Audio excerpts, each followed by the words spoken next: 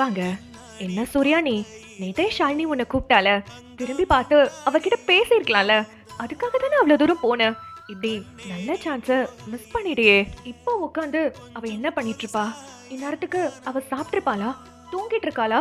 இல்ல படிச்சிட்டு இருக்காளான்னு அவளை பத்தி நினைச்சிட்டு இருந்தா, ஹம், எனக்கு தெரிஞ்சு அவ கண்டிப்பா அவ வேலைய ஒழுங்கா பாத்துட்டு இருப்பா. ஆனா நீ ரொம்ப டிஸ்டர்ப்டா இருக்க பாத்தியா?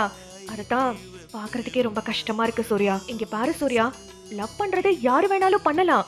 ஆனா தைரியமா அவங்க கிட்ட போய் சொல்றதுல தான் உன்னோட லவ்வோட ஐடென்டிட்டியே இருக்கு. அது இல்லாம எப்படி? அ, சரி, நீ போய் அவகிட்ட சொல்லு. அ, என்னது? சொல்ல மாட்டியா? ஏன்?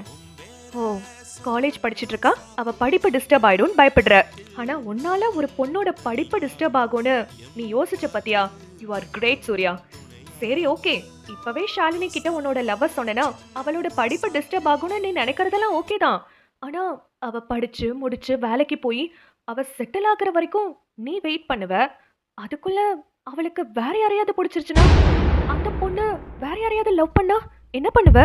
ஹே, சரி சரி, டென்ஷன் ஆகாத.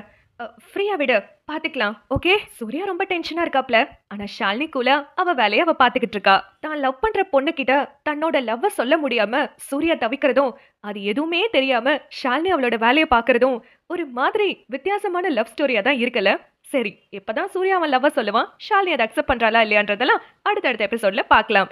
அதை தெரிஞ்சுக்கணும்னா நீங்க கண்டிப்பா சேனலை சப்ஸ்கிரைப் பண்ணி வச்சிருக்கணும். இது அனுவோடு பேசலாம். Stay tune with hello Anu.